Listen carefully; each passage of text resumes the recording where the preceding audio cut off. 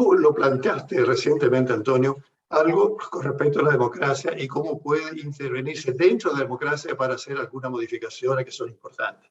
Me interesa mucho que este punto para el público en general, digamos, y que valoro que, perdona la expresión, que logre entender, porque yo considero que mucha gente tiene analfabetismo funcional, vale decir que lee, pero no entiende mucho lo que lee. En Chile estamos con un problema serio en la gran mayoría, pero los profesionales como tú, de ese nivel, yo sé que les va a interesar mucho todo lo que tú vas planteando. No importa que esto sea para un público más electo, pero yo creo que es importantísimo lo que tú vas a aportar. Tú tienes un gran aporte que hacer justamente en este momento crítico de la sociedad que se está cuestionando la democracia, el tipo de democracia. No sé, además, acuérdate lo que dije, hasta llegaron a decir hay que terminar la palabra república, hay que terminar la bandera, hay que terminar tantas cosas. Entonces, yo creo que esto es bueno darle un matiz profundo y no tan superficial que tomemos las cosas y alivianar. Lo que tú dijiste hace poco rato, se toma de simplificar el cuento. Y después tenemos un problema serio cuando lo simplificamos. Ok, me interesa mucho, Antonio, que tú por favor te explayes porque está con Muchas gracias, muy importante, muy importante. Ahora, continuando un poco con la reflexión que hacíamos en nuestro segmento anterior, ¿en qué debe cambiar la democracia en la visión de un filósofo tan connotado como Daniel Innerarity? ¿Y en qué coincidimos en este debate entre él y yo de que la democracia debía cambiar? Y él respondía que en casi todo, salvo, y eso coincide plenamente con lo que tú has dicho y lo que hemos planteado también en esta conversación, en el núcleo de valores, de principios normativos, para los que nunca encontraremos un sustituto útil. La idea de autogobierno, de igualdad, de representación, de deliberación, de justicia, de no violencia, que son elementos esenciales. Y esta idea no sufrirán grandes evoluciones, aunque tendrán que adecuarse a contextos diferentes. Pero sí, todo el resto de ideas, nuestro actual concepto de soberanía, nuestro actual concepto de territorialidad, el mundo hoy día no es territorial, es un mundo global. La autarquía del poder mismo resultan completamente insuficientes y hasta dañinas para abordar la realidad compleja y global en que nos desenvolvemos. Y la parte sustantiva del libro y de las reflexiones de Innerarity está dada por la exposición de su tesis de democratizar la democracia. El punto de partida es hacer inteligible la política, combatir la inabarcabilidad a la que se enfrenta la gente con la crisis del sistema financiero, la complejidad de las negociaciones sobre el cambio climático, las condiciones para la sostenibilidad de nuestros sistemas de pensiones o las consecuencias laborales de la robotización. Es decir, cada uno de esos son temas gigantescos que van a modificar la estructura de la vida de las personas. Y fíjate que vamos a tener, querido Giorgio, algo que nunca habíamos pensado que pudiéramos tener, que son migraciones derivadas del cambio climático. Ya no solo migraciones que tienen que ver con dictadura, ya no solo migraciones que tienen que ver con estados fallidos, como el caso de Siria o como el caso de Venezuela, ya no solo migraciones políticas y económicas, sino también por razones climáticas. Hay gente que no va a poder seguir viviendo en un determinado lugar de la Tierra porque se han agotado las condiciones naturales para que, o el hombre en el usufructo de la naturaleza, en esta sobreexplotado. La sobreexplotación, cuando los modelos nunca previeron de que esto era finito y pensamos que todo era infinito y que por tanto podíamos hacer con el agua lo que queríamos, que podíamos hacer con cada recurso natural lo que queríamos, con las especies lo que queríamos, etc. Y por tanto alcanzar la inteligibilidad, que no es un déficit meramente cognitivo e individual, sino también democrático y colectivo, es posible a través de la adquisición de competencia política para mejorar el conocimiento individual, como tú lo planteabas. Una figura central del modelo clásico de la democracia tiene que volver a ser el ciudadano informado que es capaz de tener una opinión sobre los asuntos políticos. Y en el plano postelectoral, Innerarity parte de constatar que tenemos una democracia representativa que es insuficiente. Nuestros procedimientos de representación y hay menos sujetos, intereses y valores de los que debía haber, lo que se podría traducir en que nuestros electorados están incompletos. Es decir, los procesos electorales no motivan, entre otras cosas, porque las propias ofertas que se hacen no son ofertas que movilicen al conjunto de la sociedad. Y por tanto, y porque además el propio modelo te va dejando atrás gente, a sectores de la población que ya no creen que con las elecciones puedan volver a engancharse al carro de este progreso acelerado, que no ha comprendido al conjunto de la sociedad, pese a la reducción de la pobreza, pese a las conquistas sociales que se han obtenido en estos últimos 30 años en una transición como la chilena. A ver, yo creo que tú apuntas a ver un punto que a mí me da mucho la atención. Tú mismo estás diciendo que había una serie de progresos, que ahora hay un grupo de personas que quieren negarle valor a eso. Dice que esa cosa fue negativa, que no fue suficiente, y me llama la atención, como que inclusive empiezan a criticar a grandes líderes, inclusive independiente de la posición que uno tenga, pues en el fondo Ricardo Lagos fue un gran líder en ese grupo, que se manejó muy bien, pero no, fíjate, al final lo terminaron denostando. Entonces, ¿qué explicación te das tú desde el punto de vista sociológico? Hay una lectura muy inmediatista de la historia. De acuerdo. Hay también fenómenos de instrumentalización ideológica de grupos que ideológicamente son muy minoritarios y que hacen una lectura de la realidad. Muy de acuerdo, muy de acuerdo. Pero que también lo que hay es que ese proceso de transición que logró conquistas muy importantes, hoy día una persona se enferma gravemente y tiene el Planauche y tiene 100 enfermedades dentro del Planauche, que se financian, digamos, con aporte fiscal, y las conquistas en educación y otras conquistas fueron muy importantes, pero no siempre incorporaron a la sociedad civil en la obtención de estas conquistas, de una parte. De otra parte, de otra parte, hay una gran frustración por temas que desde el año 90 fueron planteados y que nunca se lograron resolver. Como por ejemplo, uno de los problemas graves es que nunca logramos resolver en el Parlamento, ni siquiera con la reforma constitucional de Lagos del 2005, que fue una reforma constitucional importante, no logramos resolver el problema de los derechos constitucionales de los pueblos indígenas. Nunca fueron incorporados a la Constitución. Entonces, hay elementos como ese de frustración.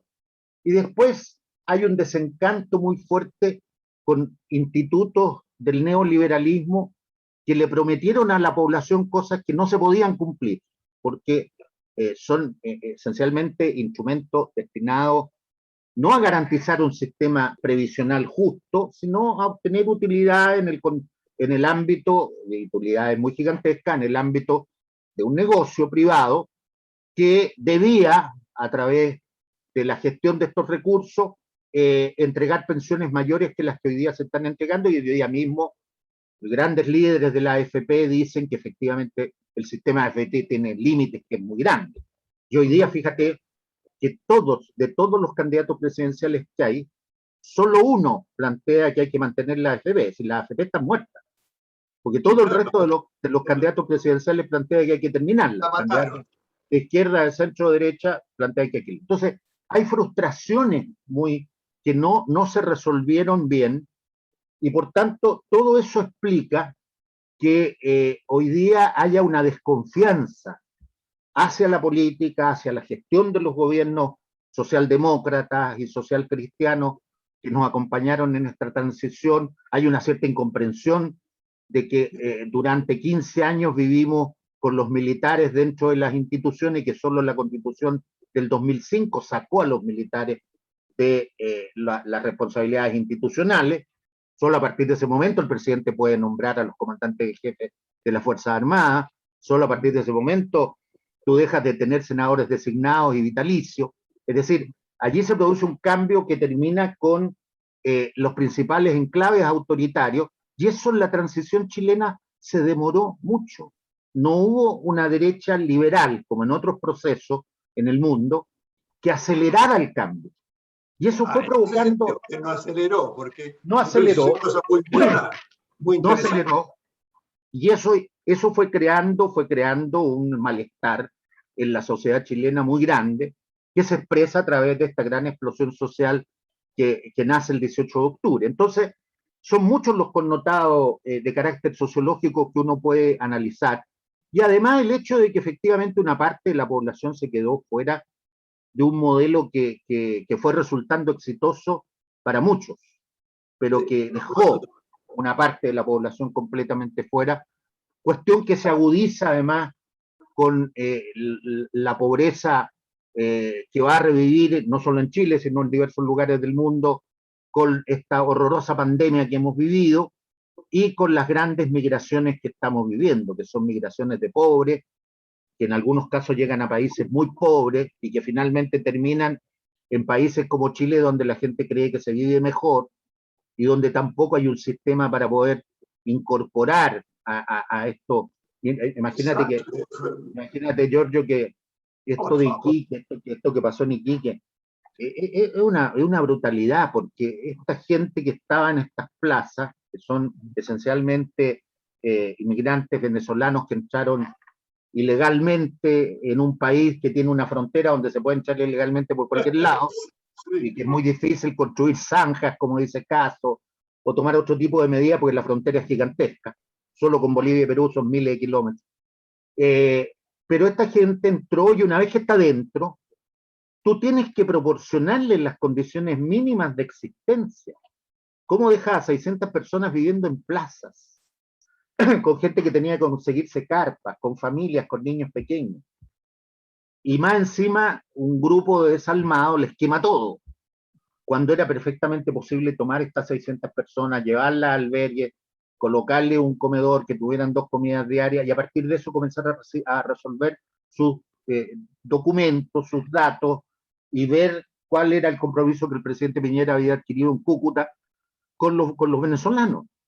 Entonces, todo eso suma, y suma malestar, y suma distancia, y suma desconfianza.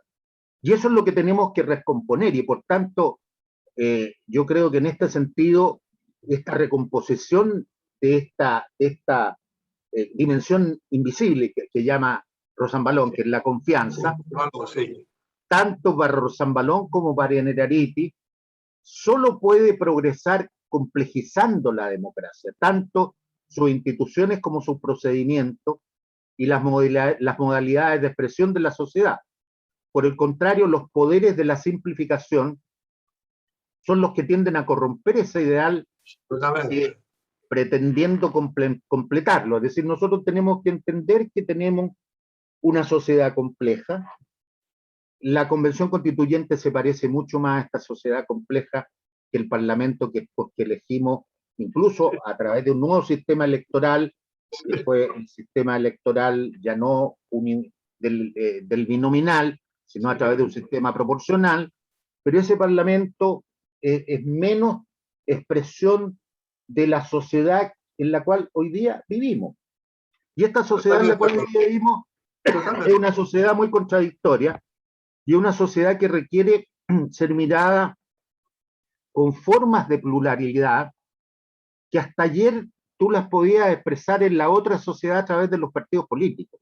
Tú cuando hablabas de pluralismo hablabas de pluripartidismo, porque tenías partidos que representaban a los conservadores, a los liberales, a los comunistas, a los socialistas, a los radicales, a los demócratas cristianos, al medio mundo, todos partidos. Hoy día no es posible expresar eso solo a través del pluripartidismo. El pluripartidismo sigue siendo indispensable. Es decir, si no hay oposición que pueda reemplazar a una determinada mayoría a través de un evento electoral, no hay democracia. Por tanto, en Cuba hay elecciones, pero en Cuba no existe nada más que el Partido Comunista. Y por tanto, mientras no haya partido socialdemócrata, mientras no haya partido cristiano que le dispute el poder al Partido Comunista a través de elecciones, eso no va a ser una democracia. Sin embargo, hoy día las sociedades también tienen un tipo de pluralidad que va mucho más allá de los partidos políticos, que es la pluralidad de la vida. Son los conflictos de género, de los derechos reproductivos, de los derechos de la mujer en todos los ámbitos, son los conflictos medioambientales que cambian, la manera de razonar los temas, porque cambian el modelo de desarrollo. Piensa tú que nosotros, en un momento determinado, Giorgio, en este país, y aquí esto habla bien de la clase política chilena, en un momento determinado en el Parlamento, Bachelet nos convoca a los parlamentarios de la Comisión de Minería y Energía, que yo presidía en ese momento, Ajá. y a un grupo de científicos para discutir, bueno, cuál va a ser el camino de la generación de energía eléctrica en Chile. Y había una propuesta muy avanzada, y no poco interesante, de que Chile se adhiriera a lo que otros países tienen, que es el nuclear. Argentina tiene generación de energía eléctrica a través del nuclear. Tiene mucho gas, además, pero tiene el nuclear. Bueno, y nosotros hicimos un debate que duró 2 años.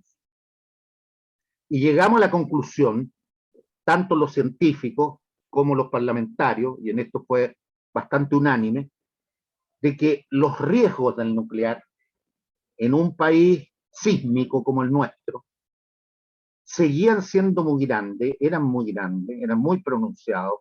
No era lo mismo instalar nuclear en Francia para la generación de energía que en Chile, ¿no es cierto? Sí. Donde además había que instalar esta central en una zona norte, se hablaba de Taltal, y tú sabes que esa es una zona bastante sísmica. Bueno, entonces, y allí se toma la decisión de caminar por una vía que en ese momento era una vía que había que explorar. ¿Por qué? Porque el costo de acumulación de la energía era muy caro, que son las energías renovables no convencionales.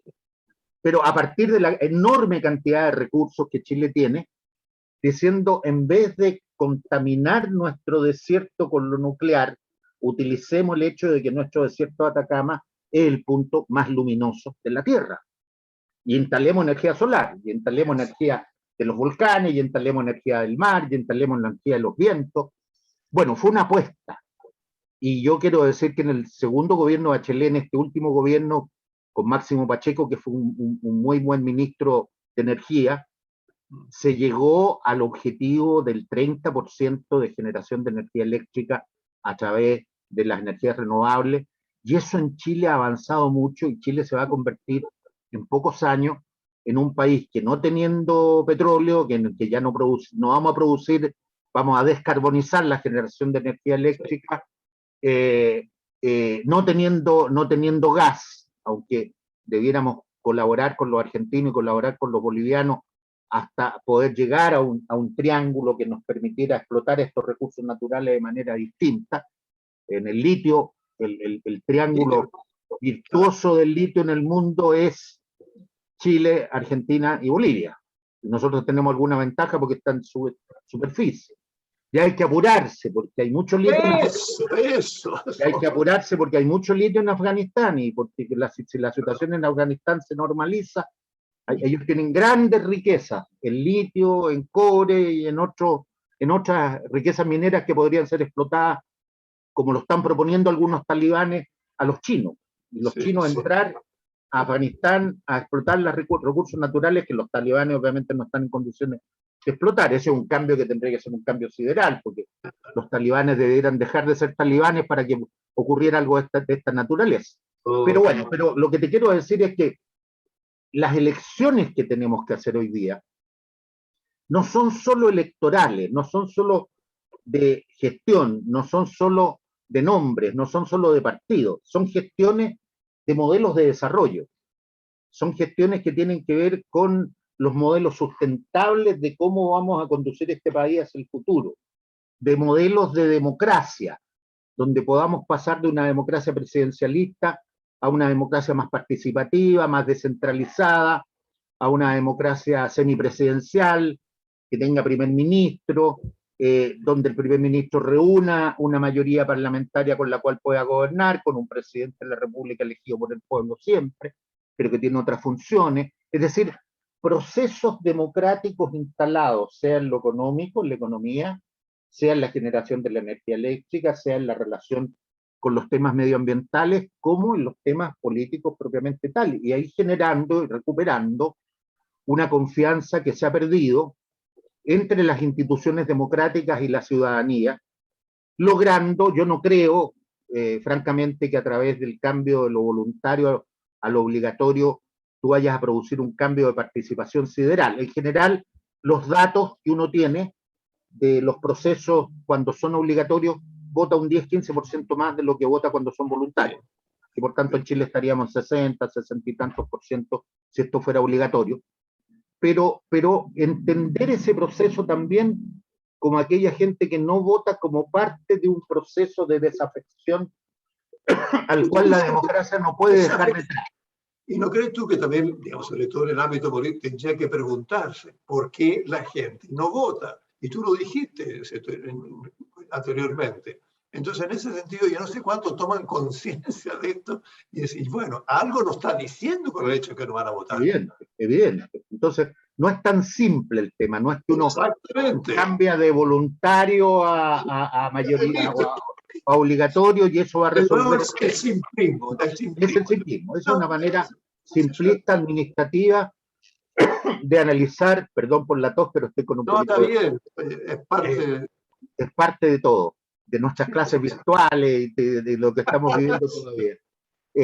Bueno, entonces quiero decir que ese simplismo es justamente lo que rechaza Nerariti. Claro. Pero está bien, caminemos hacia eso. Yo estoy dispuesto a que caminemos. Yo fui uno de los parlamentarios que más apoyó la idea del voto voluntario, inscripción automática, voto voluntario, porque como soy bastante liberal en esto, supuse que eso significaba entregarle a la población una mayor libertad de autonomía para cuándo votar y cuándo no votar. Pero estoy dispuesto hoy día a apoyar sin duda que volvamos al voto obligatorio, pero lo que quiero advertir es lo que tú señalabas, que es una solución simple a un problema complejo, que aquí hay que abordar. Yo no estoy de acuerdo en ese sentido. Claro, porque la persona, ahí estoy de acuerdo, pero al mismo tiempo no ha captado, en este minuto, bueno, ¿por qué el resto no vota?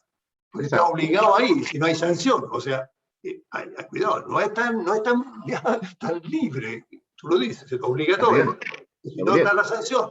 Entonces muchas personas, para evitar la sanción, van a votar. Y Así también van con cierto enojo, con cierta rabia, porque le están imponiendo.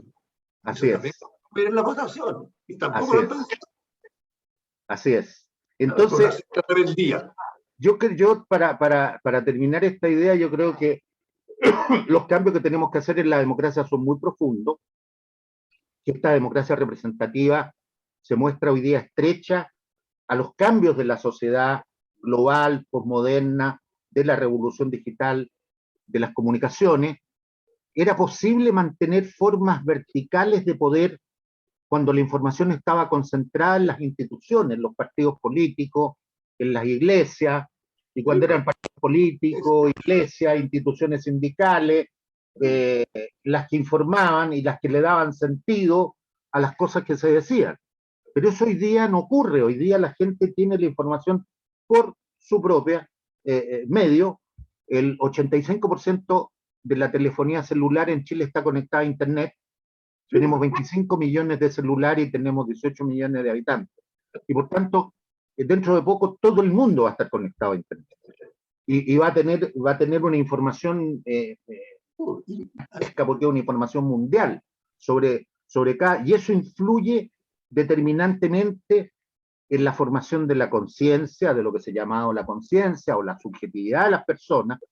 Y eso hace de que en una sociedad donde la información está muy distribuida, es imposible que los poderes sigan gobernando de manera vertical. Y tú tienes que ser capaz de horizontalizar la democracia como horizontalizaste la información. Si tú lo sabes mejor que yo porque has estudiado muy profundamente estas cosas, cuando se pasa de la tradición oral a la tradición escrita, sucumben muchos poderes. Acuérdate cuánto los papas persiguieron a los imprenteros, a Gutenberg y a todos los imprenteros, porque significaba que la Biblia, de la cual existían 10 ejemplares, guardada, se iba a transformar en un libro que iba a circular, y eso hacía perder poder a quienes leían y a quienes interpretaban, y a quienes decían que era lo que señalaban las Sagradas Escrituras, pero que nadie las conocía. Eso daba un poder gigantesco a quien tenía esa información. Bueno, eso pasaba en el campo de la política, en el campo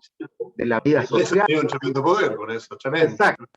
Y este cambio, que es mucho más sideral, del paso, digamos, de la sociedad escrita a la sociedad de la imagen, y de la sociedad de la imagen a la sociedad de Internet, y a las velocidades y a las transformaciones de tiempo y espacio que ello comporta, es de tal magnitud que el poder no puede seguir siendo mantenido como si estuviéramos gobernando una sociedad industrial ordenada y organizada con referentes con los cuales poder entendernos. Una de las dificultades mayores de la gran protesta que se inicia en Chile el 18 de octubre es que no había con quién entenderse, porque no habían partidos políticos detrás, ni siquiera el Partido Comunista. Tú no es que podías llamar a Teller y decirle, oye, pongámonos de acuerdo y busquemos una solución, porque el Partido Comunista estaba fuera de esto. Los partidos trataron de irse incorporando, pero en esas grandes manifestaciones, 1 millón de personas estaban autoconvocadas a través de las redes sociales, por canales territoriales, lo que te muestra también la importancia que tiene la política territorial hoy día en las sociedades nuestras, donde los territorios van marcando espacios de la deliberación, del debate, de la configuración de comunidades virtuales y reales, y al mismo tiempo van marcando los espacios políticos.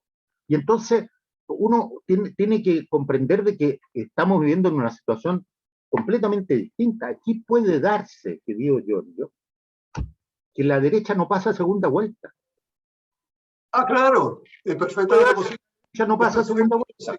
Y eso no ha ocurrido nunca. Entonces, estamos en un cuadro de tal incertidumbre que no sabemos exactamente lo que va a ocurrir en las próximas elecciones cuando estamos prácticamente a 40 días de las elecciones presidenciales.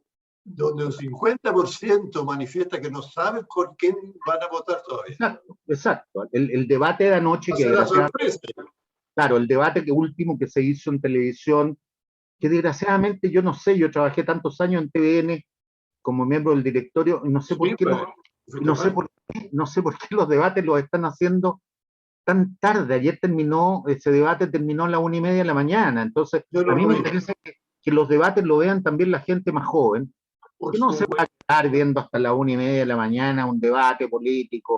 Ya a las 1:30 de la mañana está todo el mundo cansado. Yo mismo, que soy un animal que tengo que ver todas estas cosas, porque si no me acuesto desesperado y no me duermo, pero ya tenía un sueño enorme, estaba aburridísimo a la 1:30 de la mañana.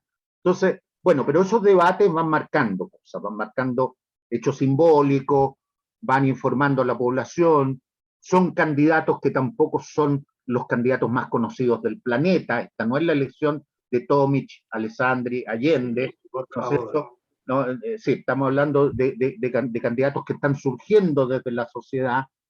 Hay una mujer en un momento que se pensaban que podían haber muchas mujeres, dado el significado que ha tenido el movimiento feminista en Chile, y ella es la que tiene una mayor representatividad porque es senadora de la República, porque ha sido ministra, porque ha sido intendente, etc. Bueno, y todo este cuadro es un cuadro de gran incertidumbre. Es decir, hoy día nadie puede decir que la derecha pasa a segunda vuelta. Eso sería, querido Giorgio, un cuento muy complejo. Sí. Porque obligaría a la derecha a revisarse hasta la médula de lo que ha pasado, ¿no es cierto?, para que no sean capaces de pasar a una segunda vuelta, es decir, que sean tan minoría que se queden bajo el 20% del rechazo, en condiciones de que una derecha que votó a favor del apruebo. Sí. Por tanto, deberían tener una cantidad de votos de mayor magnitud. Ahora, no es lo mismo la encuesta, ciertamente, que el voto posterior. Entonces hay que... Estamos de acuerdo con ese dato, pero es un hecho relevante que las encuestas muestren este panorama que confirma solo una cosa de lo que yo estoy diciendo, que hay una gran incertidumbre y que no sabemos cómo va a ir reaccionando la población en las próximas semanas. Y por tanto, estas son algunas de las ideas que yo espero que también se expresen en la nueva Constitución, ahora que la Convención Constituyente entra de plano a discutir los contenidos de la Constitución. Quiero advertir que hay cosas que a mí no me gustan, como los plebiscitos dirimentes, pero que tampoco hay que asustarse mucho. No, ¿por qué te saltan, digamos? Se siente con el derecho a saltar, se siente omnipotente. Sí. Llamó la atención eso. Nosotros mira, lo que ocurre es que aquí esta convención constituyente no responde a lógicas de partido. a las cuales nosotros estamos acostumbrados. Bueno. Antes estaba acostumbrado a las lógicas de partidos políticos, donde sabíamos que las izquierdas no iban a tirar la cuerda más allá de lo que correspondía para poder sacar adelante un gran objetivo como el cambio de una constitución a partir de una hoja en blanco. Pero esa referencia de partidos políticos en la derecha, en la izquierda, en el centro no existe más. Esta no es una convención constituyente que una la pueda medir en el clivaje izquierda-derecha, sino más bien en el clivaje de una parte de pueblo y élite con la cual fue elegida, y donde los partidos políticos tienen una escasísima presencia. Entonces, detrás de esto existe el interés de sectores de la convención de fijar puntos de identidad, que independientemente que esos puntos de identidad se verifiquen posteriormente. Entonces, por ejemplo, los plebiscitos dirimentes no están en el acuerdo. Los plebiscitos dirimentes tienen la dificultad de que disminuyen el poder de la propia Convención Constituyente, a la cual le entregamos la plena soberanía para que redacten la Constitución que estimen conveniente, porque la tienen que someter a un plebiscito final de salida, ¿no es cierto? Bueno, y tiene una serie de dificultades, no sabemos si ese plebiscito va a tener un gran respaldo, si va a ir a votar poca gente, pero al mismo tiempo, y por eso digo que no debemos dejarnos llevar por la ola de comentarios comunicacionales que no siempre entregan el conjunto de la información, los propios constituyentes establecen en el acuerdo que este requiere un cambio constitucional. Y los cambios constitucionales se realizan en el Parlamento y por tanto tienen que tener 2/3 de los diputados y 2/3 de los senadores para modificar una cosa de esa naturaleza. Entonces, ¿qué es lo que es? Es la búsqueda de un proceso de identidad diciendo, mire, nosotros propusimos esto. Finalmente no se logró, pues no se logró, ¿por qué? Porque los burgueses del Parlamento de todas las corrientes no quisieron cambiar la Constitución para que esto fuera posible, pero nosotros lo propusimos. Entonces, yo creo que es una manera de hacer política que a mí no me gusta, pero que entiendo, claro, que hay un forzamiento de identidades a partir del hecho de que la lógica de composición de la propia Convención Constituyente es distinta a la que existe en el Parlamento y a la que existe en el próximo Parlamento. Entonces, yo estoy muy al final, con discrepancias respecto a algunas de las cosas que se han resuelto y de la manera como se han resuelto. Sin embargo, estoy muy sorprendido de que esta Convención Constituyente ya tenga un reglamento y que ese reglamento en 3 meses ya nos permita hacer funcionar la Convención Constituyente y entrar en los temas de fondo, que hayan definido extraordinariamente bien las comisiones sobre los temas constitucionales propiamente tal, y que haya un diseño de cómo se va a trabajar para ir construyendo este texto constitucional que reemplaza íntegramente al texto constitucional de 1980. Y por tanto, tengo mucha confianza de que allí se aborden los grandes temas de la democracia. La idea del cambio del sistema, del régimen político es uno de los temas. Hoy día se demuestra de que es completamente imposible mantener 2 autoridades a nivel regional, la autoridad del delegado presidencial y la autoridad del gobernador, si ya tú caminaste para elegir gobernadores, el gobernador es el que tiene que tener el poder. Y tampoco hay que dramatizar esto, porque porque los alcaldes de todos los partidos tienden a tener muy buenas relaciones con los gobiernos, por un problema de presupuesto, por un problema de que tienen que conseguir los recursos para poder llevar adelante su iniciativa. Y eso va a pasar con los gobernadores. Entonces, uno no tiene que partir de la base de que vas a tener una trinchera opositora desde el gobernador en cada lugar al gobierno que se elija centralmente. Pero un proceso, yo que fui diputado de zona de regiones, sí, claro. un proceso que en regiones es muy anhelado, el tener una figura de intendente que no sea designada por el presidente de la República, sino que sea elegida por los ciudadanos. Y además te voy a decir una cosa, se estaba produciendo en regiones un hecho muy complejo, que había un debilitamiento del nivel de los cuadros políticos que los partidos sugerían a los gobiernos para ser intendentes. porque tu mejor gente la colocabas en el plano electivo, alcaldes, diputados, senadores y otros.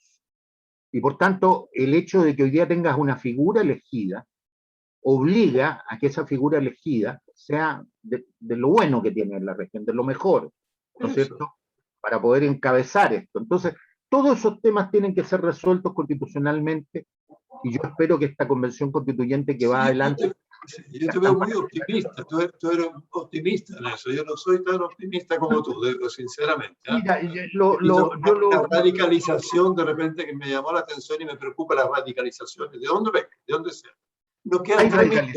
En estos 3 minutos, sí, eso me preocupa. En estos 3 minutos, ¿qué quisiera plantear tú antes que terminemos justamente el programa? ¿Qué te gustaría dejar como hito importante o cosa importante para la reflexión de la gente que nos está mirando? Mira, yo quisiera justamente referirme a esto, al tema de las radicalizaciones artificiales.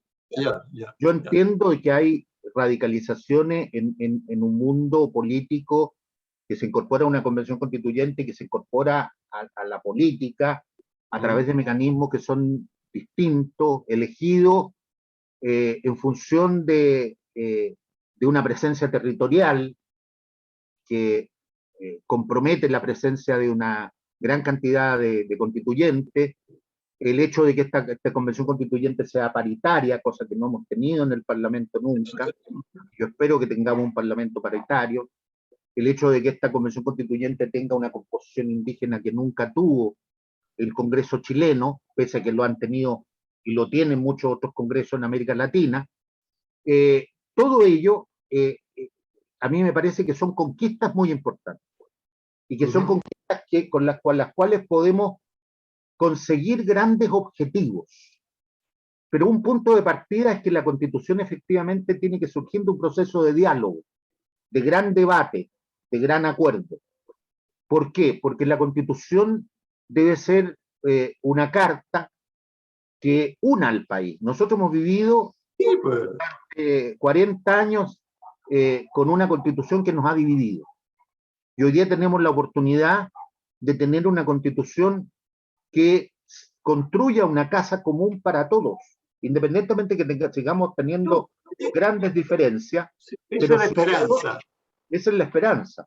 Y por tanto, toda radicalización de derecha, de izquierda, de grupo, afecta la posibilidad y el objetivo de tener una constitución moderna, una constitución profundamente democrática, una constitución que reinstale una presencia del Estado, como no se va a reinstalar solo en Chile. ¿Sí? Hay que entender que cuando Macron, que es un centrista liberal en Francia, dice después de la pandemia, Francia tiene que salir con un Estado benefactor, no estamos hablando del Estado benefactor de los años 60 del siglo pasado, sino Estados benefactores que se ligan a la globalización, es porque allí viene la mano, no hay que perder de vista, querido Giorgio, y esto las izquierdas en Chile lo tienen que comprender, que se ha producido un hecho muy relevante, que en Alemania, en Finlandia, en Dinamarca, en Noruega, en Suecia,